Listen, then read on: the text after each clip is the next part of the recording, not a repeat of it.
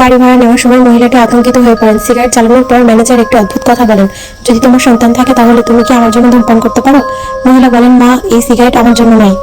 তার নাম জেন। একজন বিকৃত স্বামীর দীর্ঘকালীন পারিবারিক সহিংসতার কারণে তার মেয়েকে নিরাপদ রাখতে তাকে বাড়ি থেকে দূরে নিয়ে যাওয়া ছাড়া আর কোনো উপায় ছিল না। কিন্তু তার কাছে সীমিত টাকা ছিল, তাই সে কেবল প্রজাপতি ভবনে উঠতে পারলো, যেটা তুলনামূলকভাবে সস্তা ছিল। তবে সে জানতো না এই ভবনের মধ্যে লুকিয়ে আছে এক রহস্য।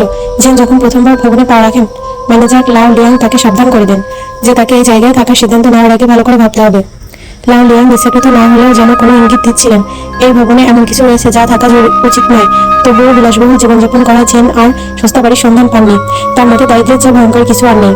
শেষ পর্যন্ত তিনি বাড়িটি ভাড়া নেওয়ার সিদ্ধান্ত নেন। লাও লিয়াং তার জেদ থেকে তাকে নিরুৎসাহিত করতে পারেননি। জেন শীঘ্রই ঘর পরিষ্কার করতে শুরু করেন। পরিষ্কার করার পর তিনি কাপড় ধোয়ার জন্য নিচে নামার প্রস্তুতি নেন, কিন্তু বাইরে যাওয়ার সঙ্গে সঙ্গে তার মনে একটা খারাপ অনুভূতি হয়। অন্ধকার আর দীর্ঘ করিডোরটা ছিল বিশেষভাবে ভয়ঙ্কর। করিডোরের শেষে সে দেখতে পান একটি লোহার শিকল দিয়ে বন্ধ দরজা। দরজা লাগানো ছিল অনেক পুরোনো ধরনের তালা। যদিও ব্যাপারটা সহজ ছিল না, তবুও জেন বিষয়টা নিয়ে খুব একটা ভাবলেন না। ঠিক সেই সময় ওয়াশিং মেশিনটা হঠাৎ বন্ধ হয়ে যায়। জেন এগিয়ে যান বিষয়টা পরীক্ষা করতে। এই সময় অজান্তেই এক মহিলা হাঁপিয়ে ছাদ থেকে ঝুলেছিলেন। এরপর ওয়াশিং মেশিনের ভেতর থেকে একটি কালো হাত বেরিয়ে আসে। হাতটি ধীরে ধীরে জেনের দিকে এগিয়ে আসছিল বলে মনে হচ্ছিল। সৌভাগ্যক্রমে ঠিক সময়ে জিন নামে একজন মহিলা এসে উপস্থিত হন। আপিয়ার মুহূর্তের মধ্যে অদৃশ্য হয়ে যায়। জিন ছিলেন ভবনের 8ম তলার 808 নম্বর কক্ষের বাসিন্দা। দুজনে একে অপরের সাথে পরিচিত হন। জিন জানতেন যে জেন 6ষ্ঠ তলায় উঠেছেন। তা ছিল একটি ভীতিকর তলা। সে জিনের দিকে তাকান। জিনের মুখে এক মুহূর্তে বিস্ময়ের ছাপ ফুটে ওঠে। আপনিও জিনে বাধ্য হয়ে সেখানে ছিলেন, বুঝতে পারেননি জিন কি বোঝাতে চাইছেন। হঠাৎ জেন জিজ্ঞেস করতে যাচ্ছিলেন, তখন হঠাৎ জিনের প্রেমিক এসে তাকে থামিয়ে দেন। তারপর সে জিনকে টেনে নিয়ে যায়। মনে হচ্ছিল সে চায় না জিন জেনের ব্যাপারে বেশি হস্তক্ষেপ করুক। এই সময় লুন্ডির ছাদ থেকে আপনিও জিনকে দেখছিলেন। জেন যখন বাড়ি ফিরে এলেন, তিনি বিশ্রাম নিতে বসে পড়েন। তখন করিডোর থেকে একটি শব্দ ভেসে আসে। আমি যখন দরজার দিকে এগিয়ে যাচ্ছিলাম, তখন ফাঁকের মধ্যে হালকা ধোঁয়া দেখতে পেলাম। বিড়ালের চোখ দিয়ে বাইরে তাকিয়ে দেখি কোনো শব্দ নেই। জিন খুব বিভ্রান্ত হয়ে পড়েন। তিনি জানতে চান বাইরে কি ঘটছে, তাই দরজা খুলে ফেলেন। বেরিয়ে এসে তিনি দেখেন করিডোরের ছড়িয়ে আছে কাগজের টাকা ও আতশবাজি। মাটিতে কয়েকটি মোমবাতিও পড়েছিল। দেখে মনে হচ্ছিল কেউ যেন করিডোরে পূজার আয়োজন করেছে। আজেন প্রতিবেশীদের ওই অনুষ্ঠানে জড়াতে চাননি, তাই তিনি বাড়ির ভেতরে ফিরে যান। এই সময় তার মেয়ে জিয়াও মুখ ফুরিয়ে তাকাচ্ছিলেন তার দিকে। সে খুব অদ্ভুত আচরণ করছিলেন, যেন পাগলের মতো। সে দেয়ালের কোণে বসে নিজে নিজে কথা বলছিল এবং মোমবাতি নিয়ে খেলছিল। ছেলেটি জিয়াওজি প্রজাপতি ভবনের একজন বাসিন্দা। ছোটবেলা থেকেই সে কিছু দেখতে পায়। একদিন যখন সে বাইরে খেলছিল, হঠাৎ তার পেছনে একটি মূর্তি পড়ে যায়। পরবর্তী মুহূর্তে মূর্তিটি আলো চালাতে শুরু করে তার সামনে। আজিন সাধারণত তার মাকে আগুন জ্বালাতে সাহায্য করে। সেদিন তার দায়িত্ব ছিল আজিনের বাড়িতে পানি পৌঁছে দেওয়া। ঠিক তখনই সে ঘরে পানি ঢালতে শুরু করে। তোমার কি হয়েছে? সাবধানে থাকো। এরপর জিয়াওজি হঠাৎ তাড়াহুড়ো করে সেখান থেকে চলে যায়। আজিনের কাছে ব্যাপারটা কিছুটা অস্বাভাবিক মনে হয়। রাতে আজিন স্বপ্ন দেখেন তার স্বামী তাকে ও তার মেয়েকে হত্যা করেছে। ঘুম থেকে উঠে তিনি সঙ্গে সঙ্গে পুলিশকে ফোন করেন। তবে তিনি জানতেন না যে তাদের বিছানার নিচে একজন মেয়ে শুয়ে আছে। সকাল 10টার দিকে এক মাংস বিক্রেতার চিৎকার শোনা যায়।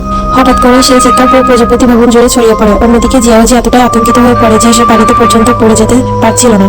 সে বলে, মা, আমরা কি বসের হাতে মরিনি? পরদিন আজিন যখন লিফটে করে বাড়ি ফিরছিলেন, তার মনে হয় যেন কেউ তার পেছনে দাঁড়িয়ে আছে। কিন্তু যখন তিনি পিছনে ফিরে তাকালেন, দেখলেন লিফটে তিনি একাই আছেন। লিফটের পরিবেশ ধীরে ধীরে অস্বাভাবিক হয়ে উঠছিল। যখন তিনি 6ষ্ঠ তলায় পৌঁছলেন, দ্রুত ঘরে ঢুকে পড়েন। আজিন হঠাৎ একটি দুঃস্বপ্ন থেকে জেগে ওঠেন। কিন্তু স্বপ্নটা এতটাই বাস্তব মনে হচ্ছিল যে তিনি নিচের দিকে বিছানার তলা দেখতে শুরু করেন। যদিও বিছানার নিচে কিছু চোখে পড়েনি, তবে তিনি গদির দিকে লক্ষ্য করেন। গদি খোলার মুহূর্তে আজিনের সারা শরীরে কাঁটা দিয়ে উঠল। তিনি তৎক্ষণাৎ একজন তাওবাদী সাধুকে ডেকে আনলেন সমস্যাটা দেখাতে, কিন্তু তাতে কোনো লাভ হয়নি। কারণ এই ভবনে যেসব আত্মা লুকিয়ে আছে তা কেবল ভবনের মধ্যে সীমাবদ্ধ নয়, বরং আরো গভীর কিছু। কিছুদিন পর আজিন অবশেষে লক্ষ্য করলেন জিয়াওয়া খুব অদ্ভুত আচরণ করছেন। সে প্রায়ই কোণে বসে নিজের সঙ্গে কথা বলছে, তাই আজিন তাকে বিছানায় ঘুমাতে পাঠালেন। ঘর থেকে বেরোনোর পর কৌতূহলী হয়ে দেয়ালের একটি বিশেষ জায়গার দিকে তাকালেন, যেটা তাকে অস্বস্তিকর মনে হচ্ছিল। দেয়ালের ভেতর থেকে যেন অদ্ভুত কিছু শব্দ আসছে। তিনি লাও লিয়াংকে ডেকে এনে দেয়ালটা একসাথে পরীক্ষা করতে চাইলেন, কিন্তু শুনলেন লাও লিয়াং অসুস্থ। এখন তিনি কেবল তার নাতি জিয়াও লিয়াং এর উপর নির্ভর করতে পারছেন। আজিন তাকে বাড়িতে ডেকে আনলেন সাহায্য করার জন্য। দেয়ালের ওয়ালপেপার ছিঁড়ে ফেলার পর দুজনেই বিষয়ে হতবাক হয়ে গেলেন। সেখানে একটি অদ্ভুত নকশা ছিল, একটি বিশাল ড্রাগন ফ্লাই এবং পাশে কিছু মন্ত্র লেখা ছিল। এই সময় ঘরের আলো হঠাৎ করে টিমটিম করতে শুরু করলো, কিন্তু কেউই তেমন পাত্তা দিল না। তারা ভেবেছিল হয়তো বাড়িটি পুরনো এবং বৈদ্যুতিক সংযোগে সমস্যা আছে। জিয়াও লিয়াং ধারণা করলেন এই দেয়ালের চিত্র হয়তো আগের কোনো বাসিন্দার সন্তানের আঁকা, তাই তিনি দেয়ালটা আবার রং করে দিলেন। কিন্তু কেউ বুঝতে পারেননি এই কাজের ভয়ঙ্কর পরিণতি হতে পারে। এমন সময় নিচতলার সেই শিকল লাগানো দরজাটি হঠাৎ প্রবলভাবে কাঁপতে শুরু করলো। মনে হচ্ছিল দরজার সিলটা যেন আলগা হয়ে যাচ্ছে, আর ভেতরে যা আছে তা বাইরে আসতে চাইছে। যদিও দেয়ালের সমস্যার সমাধান হয়ে গিয়েছিল, আজিন ভবনটি এখন আরো অদ্ভুত মনে করছিলেন। তাই তিনি এই ভবন সম্পর্কে আরো জানতে 8ম তলায় জিন জিয়ানের খোঁজে গেলেন, কিন্তু সেখানে গিয়ে দেখলেন 808 নম্বর কক্ষে দরজাটি একটি সিল লাগানো আছে, আর আয়নার প্রতিফলনে কক্ষটি ভিন্ন কিছু দেখাচ্ছিল। হতাশ হয়ে ফিরে আসার সময় তিনি দেখলেন অন্য লিফটের সামনে থাকা একটি প্যাটার্ন হঠাৎ পড়ে আছে। ঠিক তখনই লিফটের দরজা নিচে থেকেই খুলে গেল। আজান সরাসরি ভেতরে ঢুকতে চাইছিলেন না, কারণ মনে হচ্ছিল কিছু অস্বাভাবিক হতে চলেছে। হঠাৎ লিফটটি বিকল হয়ে গেল এবং আলো টিমটিম করতে লাগলো। কয়েক মিনিট পরে আরো সব স্বাভাবিক হয়ে গেল। দরজাটা খুলতে আজান ধীরে ধীরে বাইরে এলেন। করিডোরে তিনি দেখতে পেলেন একজন মহিলা দাঁড়িয়ে আছেন, তিনি তারই মতো পোশাক পরা। আজান তার দিকে হাত বাড়িয়ে হ্যালো বলার চেষ্টা করলেন, কিন্তু অবাক হয়ে দেখলেন সামনের মানুষটিও ঠিক তার মতোই কাজ করলেন। আজান তার দিকে এগোতেই সেই মহিলা দুটি পা এগিয়ে এলেন। এখন মনে হচ্ছিল তিনি যেন আজানেরই ছায়া, যিনি আজানের সবকিছু অনুকরণ করছেন। এই দৃশ্য দেখে আজান আতঙ্কিত হয়ে পড়লেন, তাই তিনি দ্রুত লিফটের দিকে ফিরে ছুটলেন, কিন্তু হঠাৎ সেই ছায়াস্বরূপ নারীটি তার সামনে উপস্থিত হলেন। এমন সময় একটি হাঁস উড়ে তার পিছনে দিয়ে চলে গেল। আজান আর কোনো কিছু না ভেবে লিফটের দিকে দৌড় দিলেন। সেই অদ্ভুত নারী ভূতের মতো ছুটে এসে তাকে আটকে দেওয়ার চেষ্টা করলেন। অনেকক্ষণ পর আজান হঠাৎ জেগে উঠলেন এবং নিজেকে বিছানায় শুয়ে থাকতে দেখলেন। পরে জানা গেল জিয়াউলিয়াং লিফটে আজানকে অচেতন অবস্থায় পেয়েছিলেন, তাই সে দ্রুত তাকে বাড়ি ফিরিয়ে নিয়ে গেল। জ্ঞান ফিরে পেয়ে আজান বললেন তিনি লিফটের মধ্যে দ্বিতীয় তলায় আটকা পড়েছিলেন। কিন্তু এই কথা শুনে জিয়াউলিয়াং বিষয়ে পড়ে গেল, কারণ এই ভবনে কোনো দ্বিতীয় তলা ছিলই না। এতে আজান কিছুটা বিভ্রান্ত হয়ে পড়লেন এবং নিজেকে বোঝাতে লাগলেন যে হয়তো তিনি ভুল করেছেন। জিয়াউলিয়াং চলে যাওয়ার পর আজান আবার সবাই শুয়ে পড়লেন। হঠাৎ সেই শিকল লাগানো দরজার উপর দিয়ে একটি মুক্তা গড়িয়ে গেল এবং দরজাটি ধীরে ধীরে খুলে গেল। ভিতর থেকে বেরিয়ে এলো একটি মূর্তি, আর সেই মূর্তি বলল তুমি এখানে আছো। তাই তো মূর্তিটি বলল বুঝতে পারছিলাম না কেন তোমাকে খুঁজে পাচ্ছিলাম না। এরপর মুহূর্তের মধ্যে পুরো প্রজাপতি ভবন ভূমিকম্পের মতো কাঁপতে লাগলো। ভবন জুড়ে ছড়িয়ে পড়লো এক অদ্ভুত পরিবেশ। প্রচন্ড ঝাঁকুনিতে আজান জেগে উঠলেন, কিন্তু দেখলেন জিয়াওয়া ঘরে নেই। তিনি দ্রুত করিডোরে ছুটে গেলেন খুঁজতে। সেখানে গিয়ে দেখলেন কেউ একজন জিয়াওয়াকে টেনে নিয়ে যাচ্ছে। রাগে দুশ্চিন্তায় আজান অকারণে শিয়াওয়াকে অভিযুক্ত করতে লাগলেন, কিন্তু তিনি ভাবতেও পারেননি শিয়াওয়া হঠাৎ তাকে ধাক্কা দিয়ে সরিয়ে দেবে। কিছুক্ষণ পর শিয়াওয়ার মুখ সাদা হয়ে গেল এবং সে জ্ঞান হারালো। তড়িঘড়ি করে আছেন তাকে নিয়ে তাওবাদী সাধুর কাছে গেলেন। সাধু বললেন ধূপ দিয়ে আচ্ছাদন করা যেতে পারে, আর তিনি আজানকে নির্দেশ দিলেন যেন জিয়াওয়াকে দৌড়াতে না দেন। পরে শিয়াওলিয়াং আজান এবং জিয়াওয়াকে তাদের বাসায় পৌঁছে দিলেন। এই সময় আজানের বিকৃত মনের স্বামী আকিয়াং সর্বত্র তার মা এবং তার মেয়েকে খুঁজতে শুরু করলো। জানা গেল সে আসলে তার মা এবং মেয়েকে ব্যবহার করে একটি ভয়াবহ হত্যাকাণ্ড ঘটাতে চেয়েছিল। আর জিয়াওয়া মনে হচ্ছিল শিয়াও লিয়াংকে খুব পছন্দ করত। সে শিয়ালিয়াংকে একটি লাল ব্রেসলেটও দিয়েছিল। রাতে আকিয়াং এখনো আজানকে খুঁজছিল। এই সময় ঘটনাক্রমে সে শিয়াওলিয়াং এর সাথে দেখা করে।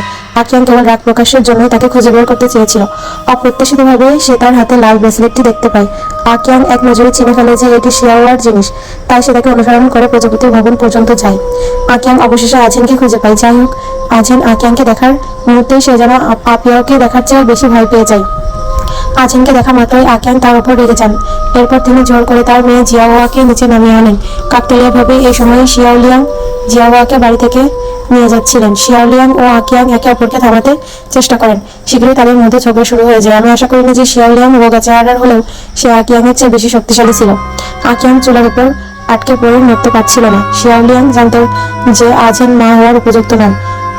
তখনই শিয়াওলিয়াং জানতে পারেন যে আজান একজন মাদকাসক্ত এবং তিনি আসলে জিয়াওয়ার জৈবিক মা ছিলেন না।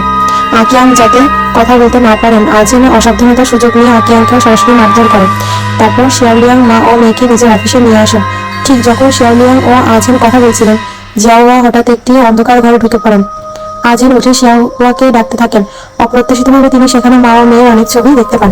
ছবিগুলো অনেক শিশুর নির্যাতনের দৃশ্যও ভরা ছিল। আজান বিস্মিত হয়ে তাকিয়ে থাকেন। এই সময় শিয়াওলিয়াং এর মুখ ধীরে ধীরে প্রকাশ পায়। দেখা যায় শিয়াওলিয়াং এর মা বহু বছর ধরে মাদকাসক্ত ছিলেন। সেই সময় তিনি শিয়াওলিয়াংকে নিয়ে ভবন থেকে ঝাঁপ দিতে চেয়েছিলেন, কিন্তু শেষ পর্যন্ত কেবল তিনি নিজেই লাফ দিয়ে পড়েন। বেঁচে থাকা শিয়াওলিয়াংকে জিয়াওয়া দত্তক নেন, কিন্তু কেবল তিনি জানতেন যে শিয়াওলিয়াংকে দত্তক নেওয়ার আসল কারণ ছিল তার বিকৃত মানসিকতার তৃপ্তি। জিয়াওয়া প্রায়শই শিয়াওলিয়াংকে গালি দিতেন ও নির্যাতন করতেন। বছরের পর বছর এই মানসিক নির্যাতনের ফলে শিয়াওলিয়াং এর মধ্যে ধীরে ধীরে মানসিক অন্ধকার জন্ম নেয়। এর ফলে সে একজন খুনি হয়ে ওঠে, যে অন্যদের গালি দিয়ে মজা পেত এবং বিশেষত শিশুদের অপহরণ করে হত্যা করতে ভালোবাসত। আজান এখান থেকে পালানোর সুযোগ নিতে চাইলেন। তিনি আশা করেননি যে শিয়াওলিয়াং তা বুঝে ফেলবেন। ঠিক যখন তারা দুজন লড়াই করছিলেন, জিয়াওয়া এই সুযোগে পালিয়ে যায়। অবশেষে আজানকে অজ্ঞান করে তাকে মারধর করা হয়। তারপর তাকে ছাদে নিয়ে গিয়ে জলের ট্যাঙ্কে ফেলে দেওয়া হয়। জল পাথরে ভর্তি ছিল, যা আজানকে শ্বাসরোধ করতে শুরু করে। কিন্তু হঠাৎ চোখ খুলতে সে এক বিভীষিকাময় দৃশ্য দেখতে পেল। সে দেখতে পেল চারপাশে মৃতদেহ ভাসছে। ফেরার পথে শিয়াওলিয়াংকে তার মৃত মায়ের মুখোমুখি হয়। তিনি তাকে সবকিছুর জন্য দোষারোপ করেন। যদি তার মা আত্মহত্যা না করতেন তাহলে শিয়াওয়া তাকে দত্তক নিতেন না, স্বাভাবিকভাবে তাকে নির্যাতন করাও হতো না, আর তার মায়ের মনও ভাঙতো না। তাই তিনি নিজে থেকে কিছুই করতে চাননি, এই কারণে তার সন্তানের মৃত্যু ঘটে। অন্যদিকে ট্যাঙ্কের ভেতর অজ্ঞান থাকা আজেন ধীরে ধীরে কমে চলে যাচ্ছিলেন। হঠাৎ মনে হতে লাগলো মৃতদেহগুলো জীবিত হয়ে উঠেছে। তারা জলের ট্যাঙ্কে ধাক্কা দিতে শুরু করে। অবশেষে লোহার কাঠামোটা আর সহ্য করতে না পেরে ভেঙে পড়ে। আজিম সেখান থেকে সমস্ত মৃতদেহ বের করে আনেন। তিনি ধীরে ধীরে জ্ঞান ফিরে পান। তারপর মৃতদেহের ভেতর থেকে উঠে দাঁড়ানোর চেষ্টা করেন। অন্যদিকে শিয়াওলিয়ান তখনও জিয়াওয়াকে তাড়া করছিল। জিয়াওয়াকে রক্ষা করতে আজিন উঠে দাঁড়িয়ে এগিয়ে যান। পরক্ষণে শিয়াওলিয়ান তাকে ধাক্কা দিয়ে মাটিতে ফেলে দেন। আজিন উঠে দাঁড়ান এবং বলেন তিনি সাহায্যের জন্য অপেক্ষা করছেন। করিডোরে তখন কেবল শিয়াওলিয়ান এবং জিয়াওয়া ছিল। এই সময় শিয়াওলিয়ানের পিছনের দরজা হঠাৎ খুলে যায়। হঠাৎ করে তার মায়ের সাথে ভবন থেকে ঝাঁপ দেওয়ার মুহূর্তটি তার চোখের সামনে ভেসে ওঠে। হঠাৎ তার মা ভবন থেকে লাফ দেওয়ার সেই দৃশ্য আবারও ফুটে ওঠে। না না, দেখা গেল তার মা শিয়াওলিয়ানকে ধাক্কা দিয়ে ফেলে দিয়েছিলেন এবং এতে তিনি মারা যান। এই সময় লিফটের দরজা খুলে যায়। মৃত্যুর মুখ থেকে ফিরে আসা আজন হঠাৎ সেখানে উপস্থিত হন। জিয়াওয়া তৎক্ষণাৎ লিফটের দিকে দৌড়ে যায়। শিয়াওলিয়ানকে টেনে সিল করা ঘরের মধ্যে নিয়ে যাওয়া হয়। ঘরটি ছিল তার হাতে খুন হওয়া নিরীহ আত্মাদের দ্বারা পূর্ণ। যদিও আপিয়া তাকে ধরে ফেলেছিলেন, তবুও এমন মনে হচ্ছিল যেন ক্রোধ এখনো নিঃশেষ হয়নি। তারা মা ও মেয়েকে শোষণ করতে চেয়েছিল। সৌভাগ্যবশত আজিনের আবেগ এতটাই প্রবল ছিল যে শেষ পর্যন্ত সে জিয়াওয়াকে সমর্থ করেছিল। এরপর তারা লিফটে উঠে পালানোর জন্য প্রস্তুতি নেয়, কিন্তু ঠিক সেই সময় লিফটটি ভেঙে পড়ে। আজিমের পাশে থাকা এক মহিলা আত্মার চাপে সে সিদ্ধান্তহীনতায় পড়ে যায়।